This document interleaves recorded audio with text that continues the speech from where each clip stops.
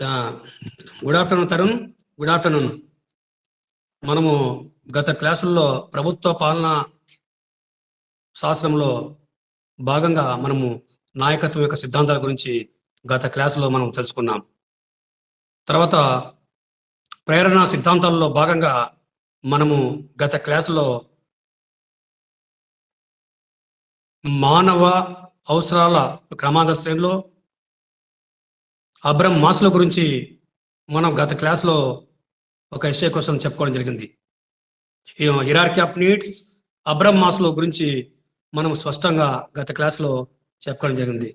ఈరోజు మనము theory of XY సిద్ధాంతం గురించి, మేక్ గ్రేకర్ గురించి ఈరోజు మనం క్లాసు చెప్పుకోవడం జరుగుతుంది.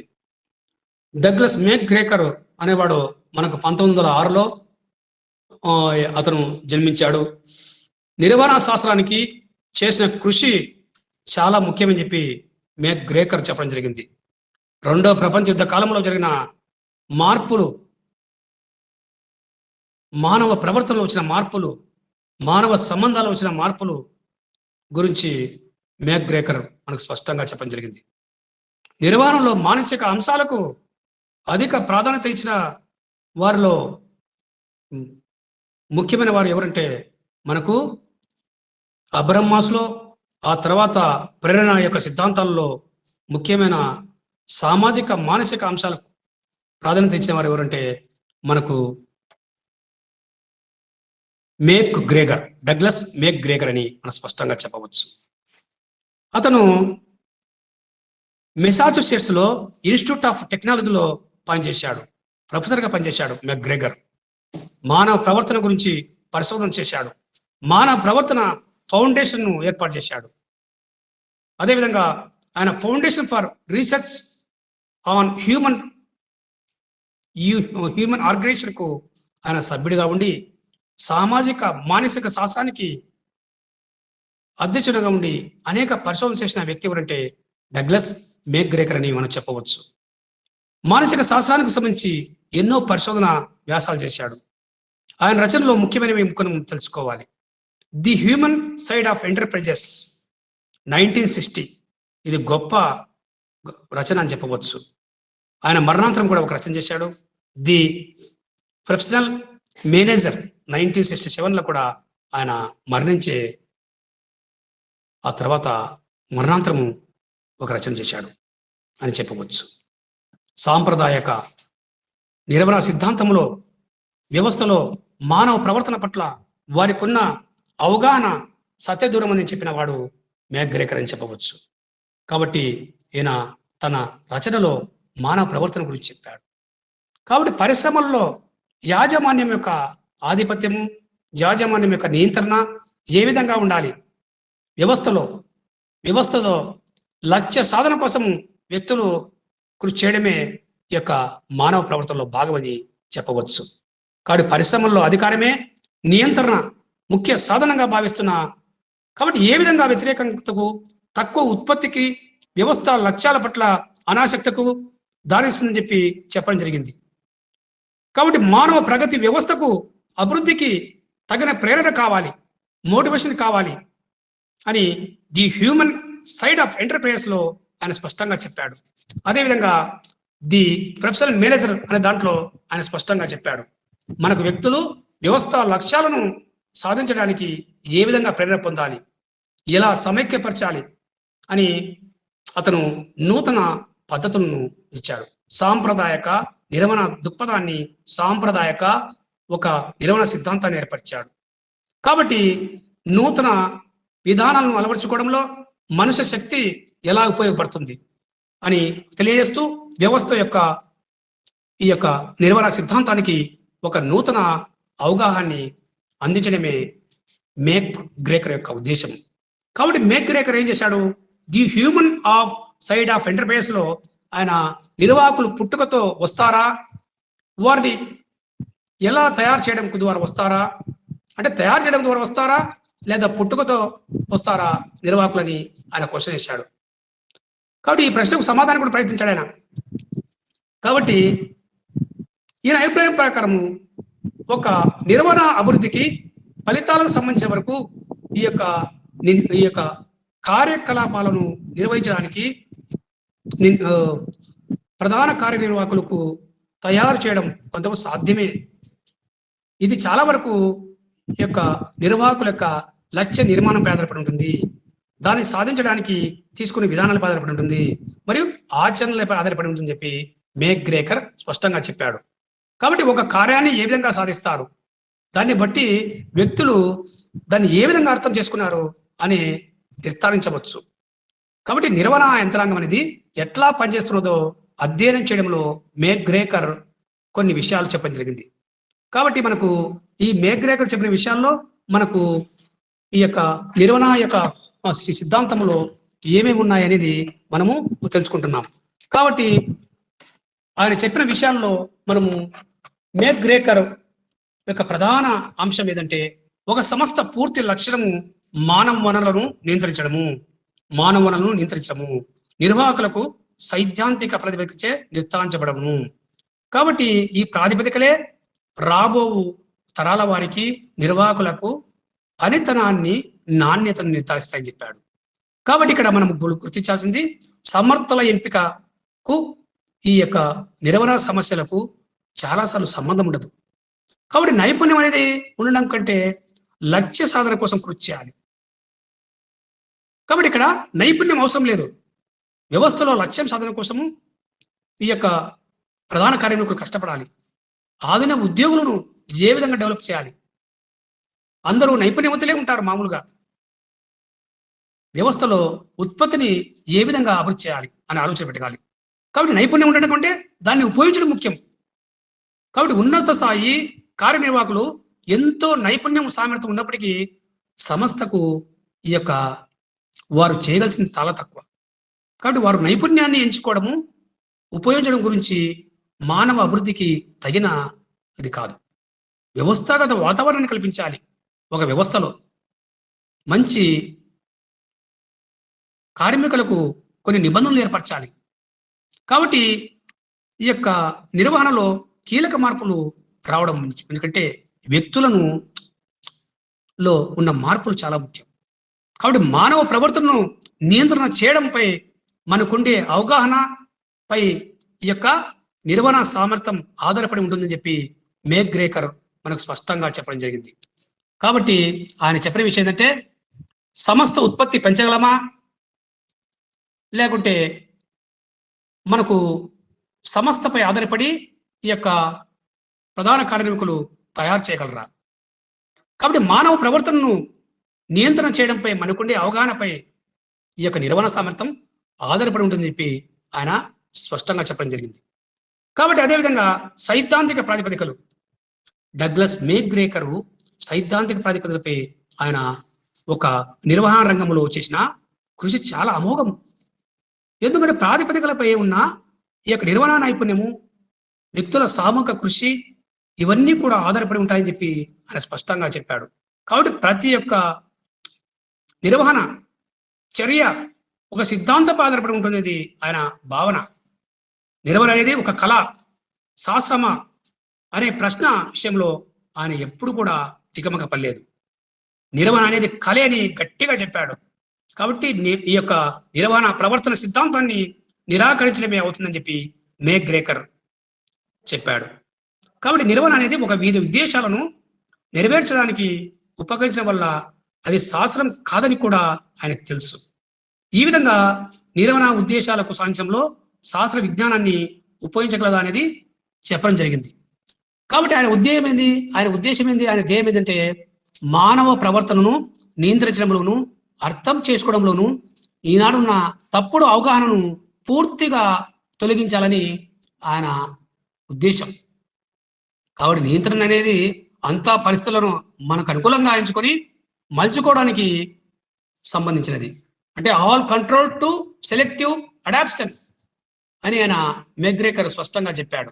కాబట్టి ఇంజనీరింగ్ రంగంలో, తర్వాత రవాణా రంగంలో, పరిశ్రమ రంగంలో అనేది మానవ నియంత్రణ అంటే మానవ ప్రవర్తనను వ్యవస్థకు అనుకూలంగా మలుచుకోవడం అనేది తెలుసుకోవాలి.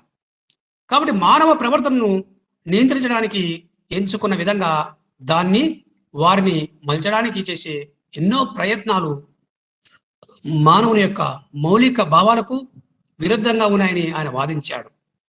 కాబట్టి నిర్వాహకులు ఇష్టానుసారంగా వ్యక్తుల ప్రవర్తన ఉండాలని చూస్తారే కానీ మానవ ప్రకృతిని దృష్టిలో ఉంచుకోలేదని చెప్పి మేక్గ్రేకర్ స్పష్టంగా చెప్పాడు. ఈ విధంగా మేక్గ్రేకర్ వ్యవస్థలో నియంత్రణ పరిస్థితులపై దృష్టి కేంద్రీకరించాడు. కాబట్టి వ్యవస్థ ప్రవర్తనను పరిశీలిస్తూ మేక్గ్రేకర్ ఈ విధంగా అభిప్రాయపడ్డాడు అని మనం స్పష్టంగా చెప్పవచ్చు.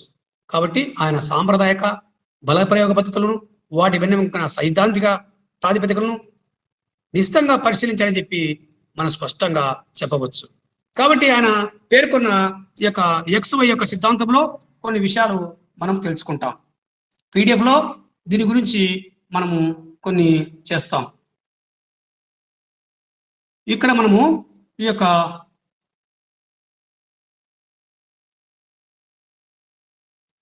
XY సిద్ధాంతం గురించి theories organisation and features of XY theory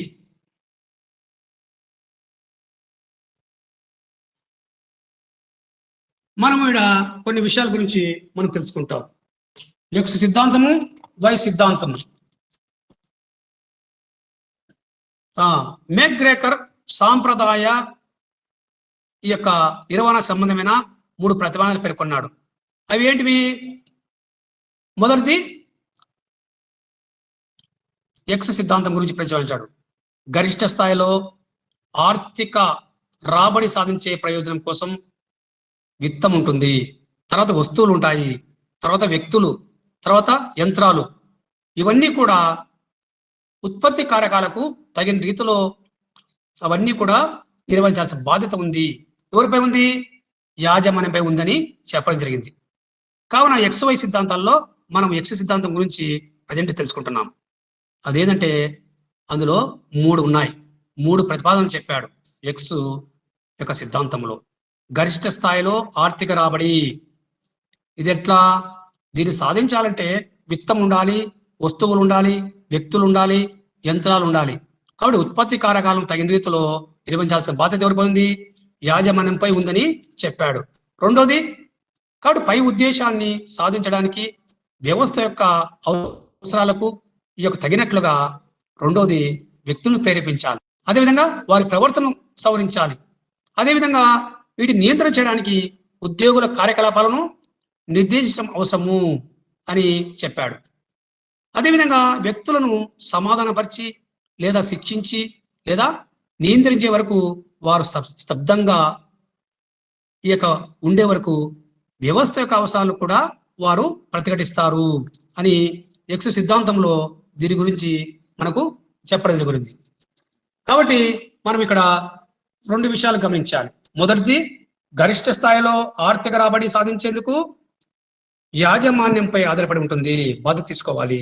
రెండోది, పై ఉద్దేశాన్ని సాధించడానికి వ్యవస్థ అవసరాలు తగినట్లుగా వ్యక్తులను ప్రేరేపించాలి, కాబట్టి వారి ప్రవర్తన కూడా సవరించాలి, అదేవిధంగా నియంత్రించడానికి ఉద్యోగుల కార్యకలాపాలను కూడా నిర్దేశించడానికి ప్రయత్నం చేయాలి. ఎవరు? యాజమాన్యం అంటే ఉమ్మడి కార్యనిర్వాహకులు ఈ యొక్క ప్రవర్తనను కూడా సవరించడానికి నియంత్రణ చేయవలసి ఉంటుంది. ఉద్యోగులకు మార్గదర్శకాలు రూపొందించాలి, అంటే ఒక ఆదేశ రూపంలో వాటిని రూపొందించాలి. తర్వాత వ్యక్తులను సమాధానపరచాలి లేదా శిక్షించి లేదా నియంత్రించే వరకు, వారు ఒక శబ్దంగా ఉంచే వరకు వ్యవస్థ అవసరాలను కూడా వారు ప్రతిఘటించే అవకాశం ఉంది. కావున ఈ యొక్క X సిద్ధాంతము అనేది మనకు నీడలో వ్యక్తి స్వభావానికి సంబంధించింది. అంటే కొన్ని నిర్దిష్టమైన ఊహలు ఉంటాయి, అయితే అది వ్యవస్థ అవసరాలకు ఉపయోగపడే ఉంటాయి. మానవ శక్తిని సమకూర్చడానికి తోడ్పడే ఒక్క నిర్వహణ సాంప్రదాయ భావనగా మేక్గ్రేకర్ X సిద్ధాంతాన్ని గుర్తించాడు. తర్వాత నెక్స్ట్ మనకు X సిద్ధాంతం యొక్క మనం ఊహల గురించి తెలుసుకోవాలి. ఊహలు ఏమున్నాయి?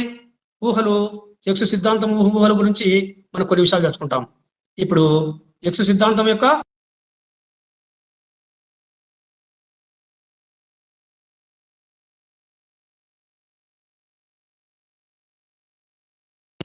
భావాల్లో ఈ యొక్క కొన్ని విషయాలు మనం తెలుసుకోవాలి.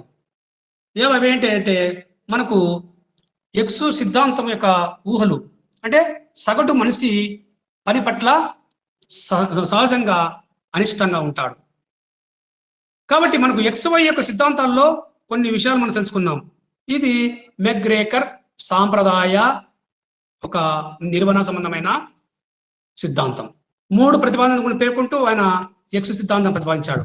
ఈ యొక్క మొదటిది గరిష్ట స్థాయిలో ఆర్థిక రాబడి సాధించే ప్రయోగము. దీనికోసం విత్తము, వస్తువులు, వ్యక్తులు, యంత్రాల వంటి ఉత్పత్తి కారకాలను తగిన రీతిలో ఏర్పరిచాడు. తర్వాత రెండోది పై యొక్క ఉద్దేశం సాధించడానికి వ్యవస్థ అవసరాలు చేయాలి. తర్వాత వాటిని నియంత్రణ చేయాలి. తగినట్లుగా వ్యక్తులను ప్రేరేపించాలి. అదేవిధంగా ఉద్యోగుల కార్యకలాపాలను నిర్దేశించాలి. మూడవది వ్యక్తుల యొక్క వారిని సమాధానపరిచి దానికి అవసరమైతే వారిని శిక్షించాలి. వారిని కొన్ని నిబంధనల ప్రకారం వారిని నియంత్రించాలి. కాబట్టి వ్యవస్థ అవసరాలను కూడా వారు వ్యతిరేకిస్తారు. కాబట్టి సాంప్రదాయ సిద్ధాంతం అనేది నీడలో వ్యక్తి స్వభావానికి సంబంధించింది. కాబట్టి కొన్ని ఊహలు కూడా చేరి ఉన్నాయి. తర్వాత వ్యవస్థ అవసరాలకు తగినట్లుగా మానవ శక్తిని సమకూర్చడానికి తోడ్పడే ఒక్క నిర్వహణ సాంప్రదాయ భావనగా మెగ్గ్రేగర్ పేర్కొన్నాడు. కాబట్టి ఎక్స్ సిద్ధాంతం యొక్క ఊహలు చూసుకుంటే సగటు మనిషి పని పట్ల సహజంగా అయిస్తూ ఉంటాడు. అవకాశం ఉన్నప్పుడు పని నుంచి తప్పించుకుంటాడు. అవకాశం లేనప్పుడు పని చేస్తాడు. కాబట్టి పనిలో అయిష్టత ఉంటుంది. కాబట్టి అతని వ్యవస్థ లక్ష్య సాధనకు ఉపయోగపడే విధంగా అతనికి తగిన ఒత్తిడి లేదా అవసరమైనప్పుడు అతన్ని నియంత్రణ చేయడం అవసరము. కావున అతనికి సాధారణంగా తక్కువ కోరికలు ఉండి బాధ్యతల నుంచి తప్పుకునే ఈ యొక్క నిర్దేశాలు పొందడానికి ఇష్టపడతాడు. అంతేకాదా అతని తక్కువ కోరికలు ఉండాలి. ఒక పని చేయాలన్నప్పుడు తక్కువ కోరికలు ఉండాలి. ఎక్కువ కోరికలు ఉంటే అతను పని చేయలేడు. ఈ విధంగా బాధ్యత నుంచి తప్పుకొని నిర్దేశాలు పొందడానికి ఇష్టపడతాడు. కాబట్టి అతడు సహజంగా స్వార్థ చింతన కలిగి వ్యవస్థ అవసరాలను నిర్లక్ష్యం చేస్తాడని మెగ్గ్రేగర్ ఎక్స్ సిద్ధాంతం పేర్కొన్నాడు. అదేవిధంగా అతడు స్వాభావికంగా మార్పులను ప్రతిఘటిస్తాడు అని ఎక్స్ సిద్ధాంతం గురించి మెగ్గ్రేగర్ చెప్పాడు. అతనికి ఎక్కువ తెలివితేటలు ఉంటాయి. అంటే కొంతమందికి వ్యవస్థలో ఈ యొక్క సిబ్బందిలో నిపుణులై ఉంటారు. అంటే ఎక్కువ తెలివితేటలు ఉంటాయి. కొంతమందికి తెలివి తక్కువగా ఉంటుంది. ఈ విధంగా ఎక్కువ తెలివితేటలు ఉన్న వాళ్ళు సంస్థను సమర్థవంతంగా అతని పని చేస్తాడు. ఆ యొక్క తెలివితేటలు లేవాడు ఆ పని చేయడానికి ఇష్టపడడు, మోసపోతారు. కావున ఇక్కడ కొంతమంది సిబ్బంది ప్రధాన కార్యనిర్వాహకులపై మామూలుగా వ్యతిరేకిస్తారు. అంటే ఒక తిరుగుబాటు చేస్తారు. ఎందుకంటే పని చేయడము వాళ్ళకు అలవాటు లేదు. అంటే వ్యవస్థను మోసం చేస్తారు కొంతమంది సిబ్బంది. కాబట్టి ఇక్కడ ఎక్స్ సిద్ధాంతం యొక్క ఊహల గురించి కొన్ని విషయాలు మనం తెలుసుకున్నాం. సగటు మనిషి పని పట్ల సహజంగా అయిష్టత ఉంటాడు. తర్వాత ఏ పని చేయాలన్నా అతను తప్పించుకునే ప్రయత్నం చేస్తాడు అని చెప్పడం జరిగింది. కాబట్టి కొంతమంది తక్కువ కోరికలు ఉంటాయి, ఆ బాధ్యతలను తప్పుకుంటారు అని చెప్పడం జరిగింది. తర్వాత స్వాభావికంగా మార్పులను అతను వ్యతిరేకిస్తాడు. తర్వాత కొంతమందికి ఎక్కువ తెలివితేటలు ఉంటాయి, కొంతమందికి ఎక్కువ తెలివితేటలు తక్కువగా ఉంటాయని చెప్పినారు. కాబట్టి ఈ యొక్క ఆలోచనలు వ్యవస్థ యొక్క నిర్మాణాన్ని, విధులను అభివృద్ధి పరచడానికి ఈ యొక్క నిర్వహణ పద్ధతి హేతుబద్ధంగా చేస్తున్నాయని చెప్పి మెగ్గ్రేగర్ చెప్పాడు. కాబట్టి ఎక్స్ సిద్ధాంతం యొక్క ఆలోచనలు సాంప్రదాయ యొక్క సిద్ధాంతానికి ఈ పద్ధతికి సన్నిహితంగా ఉంటుందని చెప్పి మెగ్గ్రేగర్ చెప్పాడు. కాబట్టి సాంప్రదాయ ఈ యొక్క దృక్పథాన్ని పాటించే యాజమాన్యము 2 ప్రత్యామ్నాయ మార్గాలు ఉన్నాయి మెగ్గ్రేగర్ పేర్కొన్నాడు. అవి ఏంటంటే కఠినమైన ఒక నిర్వహణ పద్ధతి, రెండోది సరళమైన నిర్వహణ పద్ధతి. కాబట్టి ఎక్స్ సిద్ధాంతము ఈ 2 పద్ధతులు కూడా సవ్యమైనదిగా అసవ్యమైనదిగా పేర్కొనలేదు. అలాగా తోసిపుచ్చింది. ఏది 2 పద్ధతులను యాజమాన్యము 2 ప్రత్యామ్నాయ మార్గాలు అని చెప్పింది. ఒకటి కఠినమైన ఈ యొక్క నిర్వహణ పద్ధతి, 2 సరళమైన ఈ యొక్క నిర్వహణ పద్ధతి. కాబట్టి ఈ 2 పద్ధతులను మెగ్గ్రేగర్ ఏం చేశాడు? సవ్యమైనగా చెప్పలేదు, అపసవ్యమైనవిగా చెప్పలేదు, అసంబద్ధమైనవిగా ఆయన తోసిపుచ్చాడు రెండింటిని. కాబట్టి ఈ విధంగా మెగ్గ్రేగర్ సాంప్రదాయ నిర్వహణ సంబంధమైన 3 ప్రతిపాదనలు పేర్కొన్నాడని చెప్పాము. ఎక్స్ సిద్ధాంతంలో. కాబట్టి గరిష్ట స్థాయిలో ఆర్థిక రాబడి కోసము, ప్రయోజనం కోసము కొన్ని ఉంటాయి. విత్తం ఉంటాయి, వస్తువులు ఉంటాయి, వ్యక్తులు, యంత్రాలు ఇవన్నీ కూడా ఉత్పత్తి కారకాలు తగిన రీతిలో నిర్వహించాల్సిన బాధ్యత ఎవరిపై ఉంటుంది? యాజమాన్యంపై ఉంటుందని చెప్పి ఆయన చెప్పడం జరిగింది. తర్వాత వై సిద్ధాంతం గురించి కొన్ని విషయాలు చెప్పాడు. వై సిద్ధాంతం గురించి కొన్ని విషయాలు మనము ఇప్పుడు తెలుసుకోవాలి. వై సిద్ధాంతంలో ఏముంటాయి? ఆయన చెప్పిన విషయాలు చూస్తే ప్రవర్తన, ప్రేరణ సంబంధంగా ఈ యొక్క మెగ్రేకర్ వై సిద్ధాంతాన్ని ఏర్పరిచాడు. ప్రవర్తన, ప్రేరణ ఈ రెండు అంశాల ఆధారంగా వై సిద్ధాంతం ఉంటుందని చెప్పి ఆయన చెప్పడం జరిగింది. ఈ సిద్ధాంతం సాంప్రదాయ నిర్వహణ తత్వానికి, ఎక్స్ సిద్ధాంతానికి భిన్నంగా ఉంటుందని చెప్పి ఆయన చెప్పాడు. ఇవన్నీ కూడా మానవ సంబంధ ఊహలకు సంబంధించినవి. మానవ సంబంధ ఈ ఊహలతో కూడుకుని ఉంటుంది ఎక్స్ సిద్ధాంతం కానీ, వై సిద్ధాంతం కానీ అని చెప్పడం జరిగింది. కాబట్టి ఆయన దృష్టిలో ఇది యాజమాన్యం ఉత్పత్తిని పెంచడానికి, అవన్నీ కూడా ముందు ఉండడానికి, నేను ఈ యొక్క ఉత్పత్తిని అభివృద్ధి కావడానికి బాధ్యత వహిస్తుంది అని చెప్పాడు. కాబట్టి యాజమాన్యము ఈ యొక్క ఉత్పత్తిపై దృష్టి సాధించాలి. అందరూ నైపుణ్యంగా పనిచేస్తున్నారు, యాజమాన్యం యొక్క బాధ్యత ఉంటుంది. కాబట్టి ఆర్థిక లక్ష్యాల ప్రయోజనాల కోసం ఈ విత్తం ఉంటుంది, వస్తువులు ఉంటాయి, వ్యక్తుల యొక్క యంత్రాలు ఇవన్నీ కూడా యాజమాన్యము సమీకృతం చేయాలి. కాబట్టి ఈ భావన వై సిద్ధాంతానికి మూలం అని చెప్పాడు. వై సిద్ధాంతం యొక్క ఊహల్లో క్రింది అంశాలు కూడా కొన్ని చెప్పాడు. అవి ఏమంటే, మనము ఆటలు ఆడతాం, అంటే ఈ యొక్క క్రీడలు ఆడతాం, విశ్రాంతి తీసుకుంటాం. ఈ యొక్క క్రీడల్లో శారీరక శ్రమ చాలా ముఖ్యం, విశ్రాంతి చాలా ముఖ్యం. కాబట్టి మానవునికి శారీరక మానసిక శక్తి వినియోగం ఎంత సహజ సిద్ధమో ఈ పనిలో కూడా అంతే సహజమని చెప్పాడు మెగ్రేకర్. అంటే ఈ వ్యవస్థలో లక్ష్య సాధన కోసం కష్టపడాలి, యాజమాన్యం కష్టపడాలి, నిర్వాహకులు కష్టపడాలి, సిబ్బంది కూడా నైపుణ్యవంతులుగా పనిచేస్తారు, సామర్థ్యవంతులుగా పనిచేస్తారు. కావున మనము ఇక్కడ కేవలము బాహ్య నియంత్రణ, ఈ యొక్క శిక్షల భయం అనేవి కాకుండా వ్యవస్థ లక్ష్య సాధనకు వ్యక్తులను పనిచేయడానికి పురికొల్పాలి, నిర్వాహకులు పురికొల్పాలి. కాబట్టి వాడు కట్టుబడి ఉండాలి.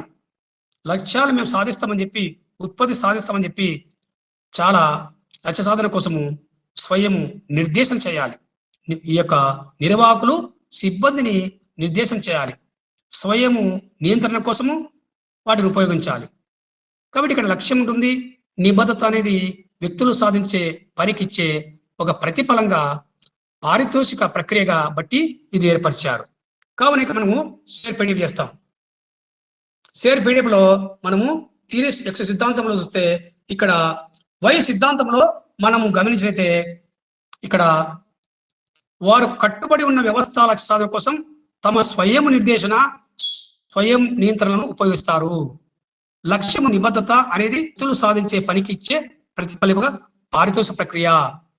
కాబట్టి తగిన పరిస్థితుల్లో సగటు వ్యక్తులు బాధ్యతలను స్వీకరించమే కాక వాటిని కోరడానికి కూడా ఇష్టపడతారు అని వై సిద్ధాంతం గురించి మనకు కొన్ని విషయాలు చెప్పాడు. అంటే వాళ్ళు సగటు వ్యక్తులు బాధ్యతలను స్వీకరించమే కాక వాటిని కోరడానికి కూడా ఇష్టపడతాడు. తర్వాత 5వ పాయింట్ గురించి మనము తెలుసుకున్నట్లయితే, వ్యక్తుల్లో చాలా మంది వ్యవస్థాగత సమస్యలు తీర్చడానికి కావలసిన ఉన్నత స్థాయి భావన శక్తి, ఈ యొక్క తెలివితేటలు ఇవన్నీ కూడా, సృజనాత్మకత ఇవన్నీ కూడా సమర్థ నాయకత్వం ఉపయోగపడతాయి.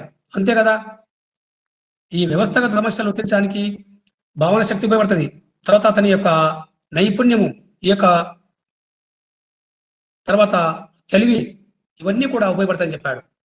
తర్వాత సమకాలీన పారిశ్రామిక జీవన పరిస్థితుల్లో సగటు మనిషి ఈ యొక్క తెలివితేటలు, శక్తి సామర్థ్యాలు పాక్షికంగా వినియోగించుకోవడం జరుగుతుంది అన్నాడు. అంటే ఇక్కడ మనం గమనించాల్సింది, సమకాలీన పారిశ్రామిక జీవన పరిస్థితుల్లో సగటు మనిషి ఎక్కువగా ఈ యొక్క తెలివితేటలపై, శక్తి సామర్థ్యాలు అనేది పాక్షికంగా అతను వినియోగించుకోవడం జరుగుతుంది వ్యవస్థలో. కాబట్టి ఎక్స్ సిద్ధాంతం గురించి మనం బ్రీఫ్గా తెలుసుకున్నాం. వై సిద్ధాంతంలో పాటు కొన్ని వినూత్న భావాలు సంగతమైనవిగా ఉంటాయని మెగ్రేకర్ చెప్పాడు. అందులో ఒకటి వికేంద్రీకరణ. అంటే వ్యవస్థ లో లక్ష్యాలు సాధించడానికి వికేంద్రీకరణ కావాలన్నా, తర్వాత తర్వాత కేంద్రీకరణ కావాలా అనేది చాలదు. ఈరోజు ప్రభుత్వ రంగ సంస్థలు ఉన్నాయి. అన్నీ కూడా వికేంద్రీకరణ కావడం జరిగింది. అంటే ప్రభుత్వ యాజమాన్యంలో ఉన్నాయి అని మనం చెప్పవచ్చు. కాబట్టి వికేంద్రీకరణ దత్తత అంటే ప్రభుత్వ రంగ సంస్థలన్నీ ప్రభుత్వ యాజమాన్యంలో ఉండటం, చేసే పనికి సంబంధించి విస్తరణ, తర్వాత నిర్వర్తన, చేసిన పని. మూడోది నాణ్యతను ఈ యొక్క నిర్ణయించి విలువలు కట్టడం. ఏదైనా ప్రభుత్వ రంగ సంస్థలు నాణ్యతతో పనిచేస్తాయి. ప్రైవేట్ రంగ సంస్థలు నాణ్యత అవసరం లేదు, కేవలము లాభం కోసమే పనిచేస్తాయి. కాబట్టి ఈ విధంగా విలువ కట్టడం అనేది ఒక ముఖ్యమైన విషయము. కాబట్టి స్పష్టంగా చెప్పాలంటే వై సిద్ధాంత భావనలు ఏ విధంగా ఆధారపడినాయి? ఆశావాదం మీద ఆధారపడినాయి, మానవవాదంతో ఆధారపడి ఇవన్నీ అని చెప్పి చెప్పవచ్చు. కాబట్టి ఈ భావనలన్నీ వ్యక్తుల యొక్క అపార శక్తి సామర్థ్యాలపై ఆధారపడి ఉన్నాయి. వ్యవస్థాగత వృద్ధిని ప్రతిబింబిస్తాయని మేగ్రేకర్ చెప్పాడు. అదేవిధంగా వ్యక్తి యొక్క స్వభావానికి సంబంధించిన స్తబ్దతను, తర్వాత ఈ యొక్క నిరాశావాదాన్ని ఇవి సూచించడానికి ఎక్స్ సిద్ధాంతము, తర్వాత వై సిద్ధాంతము ప్రాధాన్యత వేస్తని మనం చెప్పవచ్చు. కాబట్టి ఈ విధంగా ఎక్స్ వై సిద్ధాంత భావాలు ప్రదర్శించే వ్యక్తులు ఉంటారు. ఎక్స్ సిద్ధాంత భావాలు, తర్వాత వై సిద్ధాంత భావాలు ఇవన్నీ కూడా ప్రదర్శించే వ్యక్తులు ఉంటారు. మానవ ప్రవర్తనలో రకరకాల మార్పులు జరుగుతుంటాయి. వై సిద్ధాంత లక్ష్యాలు వ్యవస్థలో చోటు చేసుకున్నప్పుడు మాస్లో అవసరాల క్రమాంక శ్రేణి సిద్ధాంతం ఆచరణ ద్వారా చెప్పడం జరిగింది. అదేవిధంగా వ్యక్తులను ఏ విధంగా కార్మికులు చేయాలి? మెగ్రేకర్ ఎక్స్ సిద్ధాంతము ఊహించిన విధంగా వ్యక్తులు పని పట్ల ప్రవర్తించినప్పుడు అది వ్యవస్థలో ఉన్న లోపమే కానీ వ్యక్తుల లోపం కాదని మెగ్రేకర్ స్పష్టంగా చెప్పాడు. కాబట్టి మనము ఇక్కడ గమనించాల్సింది, ఒకవేళ ఎక్స్ సిద్ధాంతము ఊహించిన విధంగా వ్యక్తులు పని పట్ల ప్రవర్తించినప్పుడు అది వ్యవస్థలో ఉన్న లోపం అంటాడు. కాబట్టి వ్యక్తుల లోపం కాదని చెప్పి మెగ్రేకర్ స్పష్టంగా చెప్పడం జరిగింది. ఈ విధంగా మనకు ఈ యొక్క వీటి గురించి మనము స్పష్టంగా తెలుసుకోవడం జరిగింది. ఎందుకంటే ఈ యొక్క సైద్ధాంతిక ప్రాతిపదికల గురించి తెలుసుకున్నాం. ఆ తర్వాత మనకు ఈ యొక్క మెగ్రేకర్ యొక్క ఆయన యొక్క జీవితం గురించి కొన్ని విషయాలు తెలుసుకోవడం జరిగింది.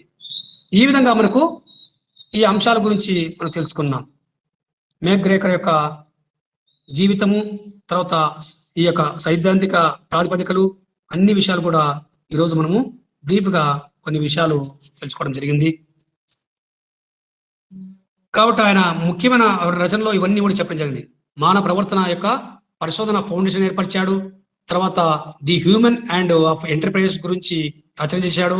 ది ప్రొఫెషనల్ మేనేజర్ అనే రచన ఆయన మరణాంతరము ఇది మామూలుగా అభివృద్ధి కావడం జరిగింది. కాబట్టి ఈ విధంగా రెండో ప్రపంచ యుద్ధ కాలంలో వచ్చిన ప్రవర్తన మానవ సంబంధాల ఉద్యమాల్లో ఆయన మెగ్రేకర్ మానసిక అంశాలకు ఎక్కువగా ప్రాధాన్యత ఇచ్చాడు. సామాజిక మానసికతగా మెగ్రేకర్ పనిచేశాడు అని చెప్పవచ్చు. కాబట్టి వ్యవస్థలో మానవ ప్రవర్తన పట్ల వారికి ఉన్న అవగాహన సత్యదూరం అని చెప్పి మెగ్రేకర్ చెప్పడం జరిగింది. కాబట్టి పరిశ్రమల్లో అధికారమే నియంత్రణ సాధనంగా భావిస్తే అది ఏ విధంగా ఇవి వ్యతిరేకతకు దారితీస్తుంది, తక్కువ ఉత్పత్తికి దారితీస్తుంది, వ్యవస్థ లక్ష్యాల పట్ల దారితీస్తుంది, అనాసక్తకు దారితీస్తుంది. కాబట్టి McGregor the human side of enterprises లో సఫలీకృతమైన ఈ యొక్క నిర్వాహకులు పుట్టుకతో వస్తారా లేదా వారిని ఎలా తయారు చేయడం ద్వారా వస్తారా అని ప్రశ్నకు సమాధానం రావడానికి ప్రయత్నించాడు. కాబట్టి చాలా వరకు నిర్వాహకులు లక్ష్య నిర్మాణంపై దాన్ని సాధించడానికి తీసుకునే విధానాలు ఆచరణలపై ఆధారపడి ఉంటుందని చెప్పి చెప్పడం జరిగింది. కాబట్టి ఇక్కడ నిర్వహణ యంత్రాంగం ఎట్లా పనిచేస్తున్నదో అధ్యయనం చేయడంతో మనము తరచూ తప్పుడు దారిలోనే నడుస్తామని చెప్పి మెగ్రేకర్ చెప్పడం జరిగింది. కాబట్టి అదేవిధంగా ఆయన సైద్ధాంతిక ప్రాతిపదికల్లో కొన్ని విషయాలు చెప్పాడు. సైద్ధాంతిక ప్రాతిపదికలు ఏముంటాయి? ఆయన ఈ యొక్క నిర్వహణ రంగంలో ముఖ్యంగా సైద్ధాంతిక ప్రాతిపదికలపై ఆయన నైపుణ్యము, వ్యక్తుల సామూహిక కృషి ఆధారపడి ఉంటాయని చెప్పి చెప్పడం జరిగింది. కాబట్టి మెగ్రేకర్ యొక్క ప్రధాన అంశం ఏంటంటే ముఖ్యంగా ఒక సంస్థ పూర్తి లక్ష్యము మానవ వనరులను నియంత్రించడంపై ఈ యొక్క ప్రధాన కార్య వారికి సైద్ధాంతిక ప్రాతిపదికచే నిర్ధారించబడుతుంది. కాబట్టి ఈ ప్రాతిపదికలే రాబో తరాల వారికి నిర్వాహకుల పనితనాన్ని, నాణ్యతను నిర్ధారిస్తాయి అని చెప్పడం జరిగింది. కాబట్టి సమర్థుల ఎంపికకు ఈ యొక్క ప్రధాన కార్యం యొక్క సమస్యలకు చాలాసార్లు సంబంధం ఉండదు. కాబట్టి నైపుణ్యం ఉండటం అంటే ఇక్కడ దాన్ని ఉపయోగించడం ఎక్కువ ముఖ్యం. కార్యనిర్వాహకులు ఎంత నైపుణ్యం సామర్థ్యం ఉన్నప్పటికీ సంస్థకు వారు చేయగలిగింది చాలా తక్కువ. కావున వారు నైపుణ్యాన్ని ఉపయోగించడం గురించి మానవ అభివృద్ధికి తగిన వ్యవస్థాగత వాతావరణాన్ని కల్పించాలి అని చెప్పవచ్చు. కాబట్టి మానవ ప్రవర్తనను నియంత్రించడంలోనూ అర్థం చేసుకోవడంలోనూ ఈనాడున్న తప్పుడు అవగాహనను పూర్తిగా తొలగించాలని మేక్గ్రేకర్ ప్రధాన ఉద్దేశము. కాబట్టి మనకు అనుకూలంగా ఎంచుకొని మలుచుకోవడానికి సంబంధించినదే all controlled is selective adoption అని ఆయన భావించాడు. కాబట్టి మానవ ప్రవర్తనను నియంత్రించడం అంటే మానవ ప్రవర్తనను వ్యవస్థకు అనుకూలంగా మలుచుకోవడం. అయితే మనము మానవ ప్రవర్తనను నియంత్రించడానికి ఎంచుకునే విధంగా వారిని మలచడానికి చేసే ఎన్నో ప్రయత్నాలు మానవ మౌలిక స్వభావానికి విరుద్ధంగా ఉన్నాయని చెప్పాడు.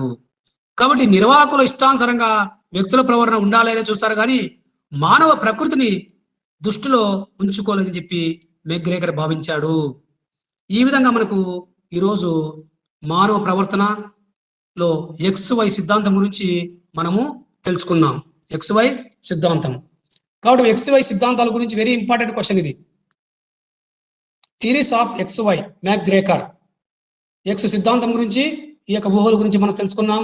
తర్వాత ఈ యొక్క Y సిద్ధాంతం గురించి, ఈ యొక్క ఊహల గురించి మనం ఈరోజు ఈ యొక్క ఎస్ఏ క్వశ్చన్ తెలుసుకోవడం జరిగింది.